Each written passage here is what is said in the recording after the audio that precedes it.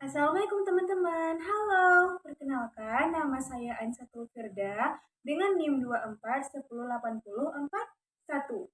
Nah, di video hari ini dengan MK Perkembangan Peserta Didik, saya akan mempresentasikan materi saya yang berjudul Pengaruh Keluarga dan Lingkungan Terhadap Perilaku Anak Usia Sekolah Dasar. Nah, apa sih itu dan bagaimana? Ayo kita bahas. Baik, pertama kita akan masuk ke pendahuluan. Anak usia sekolah dasar 6-12 tahun berada dalam fase penting perkembangan moral dan sosial. Pada usia ini, anak mulai memahami aturan sosial, belajar bekerja sama, serta mulai membentuk nilai dan sikap yang akan dibawa hingga dewasa. Keluarga sebagai lingkungan pertama dan utama memiliki peran yang sangat besar dalam membentuk perilaku anak melalui pola asuh, komunikasi, dan keteladanan orang tua. Anak-anak juga belajar nilai-nilai seperti kejujuran, tanggung jawab, dan empati. Namun, keluarga bukan satu-satunya pengaruh. Lingkungan sekitar seperti sekolah, teman sebaya, dan masyarakat juga memberikan kontribusi besar dalam membentuk perilaku sosial anak. Anak-anak belajar banyak dari interaksi sehari-hari, baik melalui bermain, belajar, hingga menyelesaikan konflik. Oleh karena itu, penting untuk memahami bagaimana interaksi antara keluarga dan lingkungan sosial membentuk perilaku anak sehingga semua pihak bisa berperan aktif dalam mendukung perkembangan moral dan sosial anak usia sekolah dasar. Nah, yang kedua yaitu peran keluarga. Nah, pola asuh orang tua itu sangat berpengaruh terhadap perkembangan anak. Nah, pola asuh orang tua ini ada berbagai jenis. Yang pertama yaitu otoritatif. Nah, apa sih itu otoritatif? Otoritatif adalah orang tua bersikap tegas namun tetap hangat dan terbuka terhadap diskusi. Anak yang dibesarkan dengan pola ini cenderung lebih mandiri, percaya diri, dan juga bisa bertanggung jawab. Lalu yang kedua, ada yang namanya otoriter. Nah, apa sih itu otoriter? Otoriter yaitu orang tua menetapkan aturan yang kaku tanpa memberi ruang untuk dialog. Anak biasanya tumbuh menjadi pribadi yang takut mengambil keputusan dan kurang berani untuk menyampaikan pendapatnya. Nah, yang ketiga ada permisif. Nah, bagaimana permisif itu? Yaitu orang tua yang memberikan kebebasan penuh tanpa batasan yang jelas. Anak seringkali menjadi kurang disiplin dan juga sulit mengikuti aturan dan cenderung egois. Dan memberikan kebebasan penuh terhadap anak ternyata itu tidak baik juga karena bisa membuat anak-anak itu menjadi kurang disiplin karena dari rumahnya sendiri dia tidak diberikan aturan dan juga tidak diberikan batasan oleh orang tuanya sehingga di luar dia juga susah untuk mengikuti aturan-aturan yang lain. Nah, yang keempat ada abai. Nah, apa sih itu abai? Yaitu orang tua minim perhatian dan tidak terlibat dalam kehidupan anak. Akibatnya, anak berisiko mengalami masalah perilaku dan kesulitan dalam hubungan sosial. Nah, contoh aba ini seperti saat seorang anak ingin menanyakan sebuah tugas sekolahnya mungkin kepada orang tuanya, tapi orang tuanya itu sangat abai, tidak peduli dengan apa yang ingin anaknya itu katakan, akan apa masalah anaknya itu. Dan itu sangat bermasalah karena berakibat kepada anak itu dia juga kesusahan dalam hubungan sosialnya nanti. Nah, poin ketiga yaitu penanaman nilai moral dari rumah. Nah, keluarga adalah tempat pertama anak belajar nilai-nilai seperti moral, kejujuran, tanggung jawab, sopan santun, dan empati. Nah, anak tidak hanya belajar dari perkataan orang tua, tetapi juga dari keteladanan dalam tindakan sehari-hari. Contohnya, saat anak-anak sebelum berangkat sekolah, dia pasti pasti akan berpamitan kepada orang tuanya, apakah itu mencium tangan dan lain-lain sebagainya. Itu juga termasuk dalam penanaman nilai moral dari rumah dan juga meminta izin kepada orang tua saat ingin keluar main bersama teman-teman. Dan lagi seperti berterima kasih, meminta maaf, dan memberi salam saat masuk ke ruangan ataupun saat bertemu dengan orang. Lalu ada juga seperti sifat saling berbagi, itu juga ditanamkan sifat-sifat itu dari rumah. Nah, lalu yang selanjutnya yaitu kebiasaan positif di lingkungan keluarga. Nah, apa-apa saja sih kebiasaan positif itu? Yang pertama yaitu bisa dengan makan bersama. Nah, dengan makan bersama, anak-anak itu bisa lebih terbuka dengan keluarganya, dengan orang tuanya, dan juga bisa membuat mereka tuh merasa aman dan lebih dihargai karena orang tuanya itu sering mendengarkan pendapat-pendapat mereka.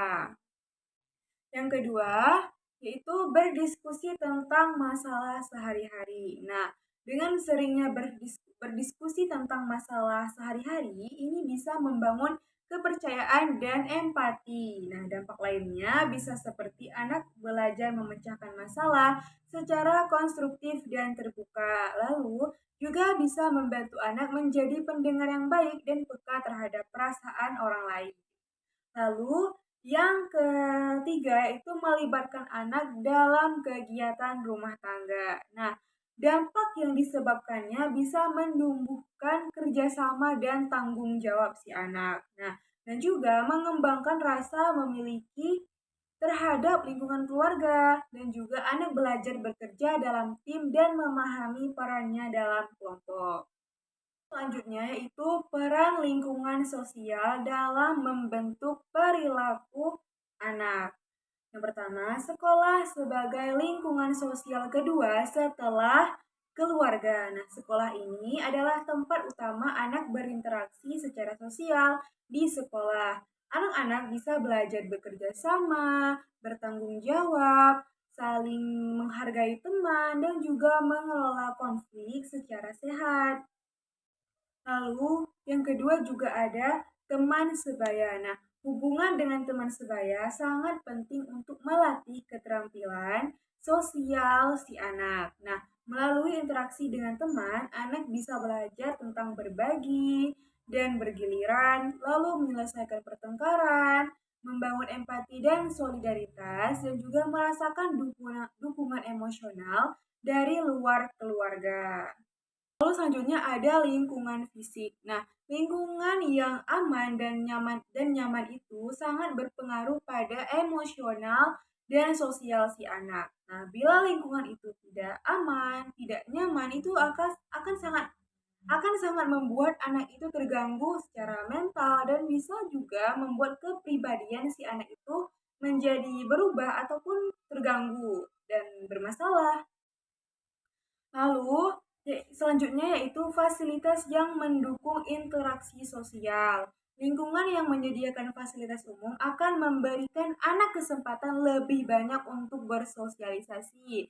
Contohnya seperti taman bermain. Nah, ini adalah tempat yang bisa membantu anak untuk lebih bersosialisasi dengan teman-teman yang lainnya. Nah, dengan adanya taman bermain, anak-anak bisa mengenal teman-teman baru, saling menyapa, dan juga banyak mempelajari hal-hal baru dari teman-teman barunya itu. Lalu, selanjutnya ada dampak lingkungan negatif. Nah, sebaliknya, anak yang tumbuh di lingkungan yang tidak mendukung dapat mengalami hambatan dalam perkembangan sosialnya. Contoh bila tempatnya itu sangat membuat dia tidak nyaman. Banyak sekali permasalahan-permasalahan yang terjadi di tempatnya itu. Nah, itu bakal membuat anak itu tidak nyaman dan juga membuat dia itu menjadi depresi dan terganggu mentalnya. Nah, lalu selanjutnya ada peran sekolah dan masyarakat dalam membentuk perilaku anak. Yang pertama yaitu peran sekolah. Nah, peran sekolah yang pertama yaitu guru sebagai teladan. Nah, anak-anak banyak mengikuti sikap-sikap si guru ini seperti sikap kejujuran, bekerja sama, disiplin, dan juga rasa hormat. Lalu yang kedua ada pembelajaran karakter. Nah, melalui mata pelajaran seperti PKN dan ekstrakurikuler yang bisa mengajarkan anak-anak tentang toleransi, kebersamaan, tanggung jawab sebagai dan juga tanggung jawab sebagai warga negara. Lalu yang ketiga ada aturan sekolah. Ini mengajarkan kedisiplinan, tanggung jawab, dan kerjasama dalam komunitas kecil. Nah, dengan adanya aturan-aturan sekolah ini, bisa membuat anak-anak itu lebih disiplin. Misalnya, disiplin waktu, memakai seragam dengan rapi, tidak berantakan, ataupun tidak sembarangan memakai. Lalu juga ada, dan juga bisa membuat anak itu lebih membuat anak itu memiliki jiwa kerjasama. Tentunya ada peran masyarakat. Nah, masyarakat sekitar berfungsi sebagai perpanjangan lingkungan belajar anak. Nah, masyarakat yang aktif dan peduli dapat yang pertama menyelenggarakan kegiatan sosial seperti gotong royong, membersihkan lingkungan bersama, juga bisa dengan lomba, pengajian atau pramuka. Lalu yang kedua, juga memberikan contoh perilaku positif dalam kehidupan sehari-hari dengan seperti saling menghargai, saling membantu, dan juga yang ketiga melindungi anak dari pengaruh buruk seperti kekerasan, narkoba, atau pergaulan bebas. Saya akan memberikan contoh kasus yang pertama, yaitu anak A tumbuh di lingkungan yang positif. Nah, latar belakang dari anak A ini, dia tinggal di keluarga yang hangat dan komunikatif. Orang tuanya itu menerapkan pola pola asuh otoritatif, yaitu tegas namun penuh kasih. Nah, lingkungan sekitar dari anak A juga lingkungan yang aman, bersih, serta banyak kegiatan sosial seperti posyandu, dan pengajian anak. Lalu, di sekolah, gurunya aktif memberikan penguatan karakter dan kegiatan ekstrakurikuler yang rutin. Lalu hasilnya, anak A tumbuh menjadi pribadi yang percaya diri, mudah bergaul, mampu bekerja sama, serta memiliki empati terhadap temannya.